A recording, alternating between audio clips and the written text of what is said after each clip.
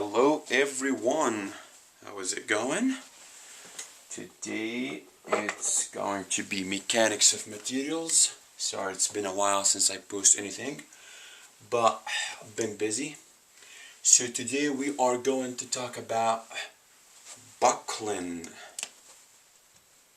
Relates to columns, kind of like bending with beams.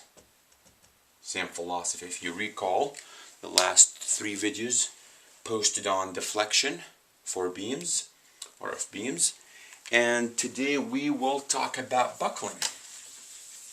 Well, I want your opinion regarding a derivation. I was thinking about deriving that, but all what I wanted to do is basically, if you guys want to see, is basically this. And finding what is m of x, which would be for a column, and I want your help. Like if you have something like this and you want to, like, this is your y, so then your m is going to be what? P times y minus, going clockwise, and then you could derive the differential equation. I typically do it in class, but I feel like a lot of people would not appreciate it that much, especially with this pandemic. But if you are interested in the derivation, let me know. I could post a video regarding that. So if you derive it, you are going to come up with something called critical load, PCR. What is a critical load? Critical load is define the maximum load or the allowable load that the column could resist before the verge of buckling phenomena happen, or before buckling or before failure due to buckling happen. So the formula is coming from a guy, he's a Swiss dude, I think, in the 1757, if I'm not mistaken. He created PCR equal pi squared EI over L squared. And then we call this as ideal case. Well, what about if you have a fixed connections boundary condition? What about if you have a pinned connections? This is all what we're going to talk about today. And we're going to do one example, and hopefully that should do it for my students in class regarding, because that's actually my last chapter in school. Well, you could also find what's the critical stress, if you are interested in that. Pi squared over L squared E I over A. I know I put it weirdly, but the main reason, because this is, if you recall that, this is R, the radius of gyration. If you go back to Beer-Johnson book, chapter 9, you'll see this definition. Okay. And then you have, like, basically pi squared over L squared E over R squared. Actually, this is R squared, because R equal the root of this. Right? I've got a lot of comments regarding how we can study. A lot of people contact me and told me, could you provide us the strategy to study? Could you provide us some motivational speech due to, this, what's going on right now, how we can keep going and basically being productive with this. A lot of people are facing, if that makes sense, laziness due to just staying home and say, well, I need to go somewhere to study, I need to go somewhere to work. And I get it, I have the same problem, but we need to go over that. Well, the critical, stress cannot be greater than the yield stress. That's more like a steel perspective or analysis. Like, I've been, basically the last week I've been designing some piles for solar panels, and it's not my specialty, but since I know steel, so they want me to design something like this. So and I'm calculating this actual formula and compare it to the Fy, which is sigma y. 50 KSI is pretty typical. 50 is really common in the practical world. Well, let's define some stuff quickly here. Pi is, you know, the pi constant, 3.14159 or 22/7. E is the modulus elasticity for steel, 29,000 KSI in US customary unit, roughly 200 gigapascal, and the SI unit or the metric unit. L squared is the total length of the column. I is the moment of inertia. Typically you pick which one is going to control, so you need to maximize this, so you need to take the minimum of this. A is the cross-section area, or you could use R from the steel manual. Hopefully I could record a series on steel, starting from basically load combinations all the way to beam columns analysis.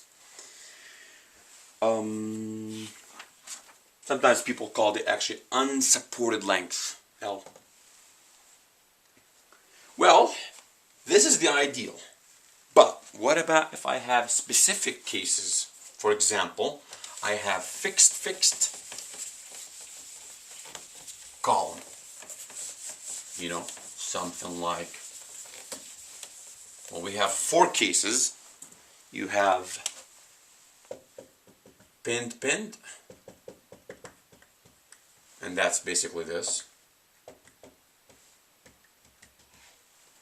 And then you have, let's just back up for a bit. So you have PCR equal pi squared EI over L squared. Well, it is L squared, but we need to multiply that by a constant. We called it the effective length or effective slenderness ratio if we divide it by R. That's something, and don't forget the squared here. So you have pinned, you have fixed, you have fixed free, and pinned free. Pinned, fixed, you have fixed, free. Let's do that. And here I think 1, and then, or not N, K in this case. I'm using N in my notes. K equal. I think fixed is 4, isn't it? It's 0.5 actually. Fixed free is 2. Fixed free is 2. And pinned free is, or pinned fixed is 0.7. You know why I said 4 here? Because I'm thinking about N here in my notes. N pi squared EI over L squared. So if it's K equal 1/2, you square the 1/2, that's 1/4, right? You put it on the top, becomes 4. So, you know, do it that way, it's better than this. That's how the manual does it. So when I learn it that way, but my teacher was not a practical engineer. He was a pure theoretical guy. Well, this is pretty much, you know, the whole story. Well, sigma critical is pi squared E over, remember, R squared, so KL over R squared. If I'm not mistaken. Yep. And this is what we call the slenderness ratio. Slenderness ratio. And this is actually in the steel manual, I think, chapter 4, table 22. The 14th edition. I'm not sure. There's a 15th edition.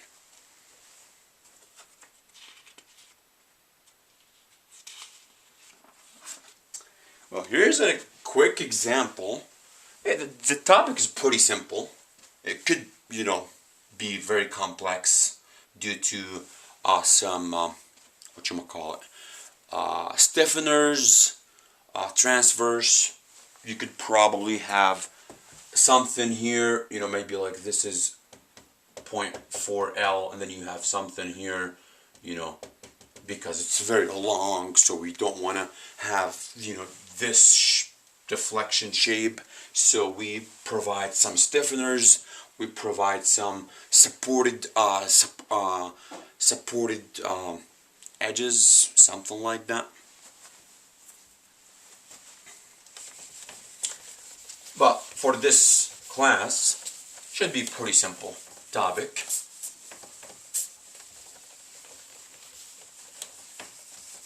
Here's the example. If we are looking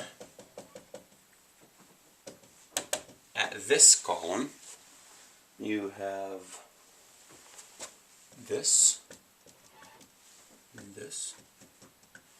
and the length, that may be confusing for you guys, just say the length equal 4 feet, and made out of steel. Column is made of steel. Made of steel, maybe. Just, and it's actually, they're putting A992. A992 in steel. Fy is 50, and I think Fu is 65. The yielding is 50 KSI, then the ultimate is 65. And if you recall, it looks like this plateau, and then this. Hardening and then necking, if you recall that. That's sigma and strain. This is Fy, this is Fu. So, this is pin to pin, so that's easy. K equal 1, so we don't have to care about this that much, actually. And the question is saying, find, let me just put that in blue, find sigma CR and PCR, meaning find the critical load and the critical stress. Again, critical load is the maximum axial stress that the column could handle before the verge of buckling, occurs. So PCR, now we're going to do solution, but what is we're going to put instead of solution. It's fun. Let's have some fun. So PCR equal pi squared EI over L squared. I basically did not put K here. The reason behind that, K equal 1 for pin to pin, right? I'm not mistaken. So, let's see. Pi is easy. E, what is E? 29,000 KSI. L is 4 feet. Now I would probably say 48 inches. The reason behind that, this is going to be KSI, kip per inch squared. This is going to be kip per inch squared. This is going to be inch to the 4th. So the top would be kip inch squared. Well, I need to make this inch squared to go to inch squared, inch squared, to say bye-bye to each other. Actually, it's snowing outside. It's beautiful. So, here we go. So we need to pick the smallest, as I, denoted in the introduction to the topic. So we want to find Ixx and we want to find Iyy equal. Well, I think I forgot to put the cross section earlier, or the cross section of this, and it's 1 inch by 1/8, and obviously not to scale. Well, Ixx is 1 over 12 bh to the 3rd, and 1 over 12 hb to the third.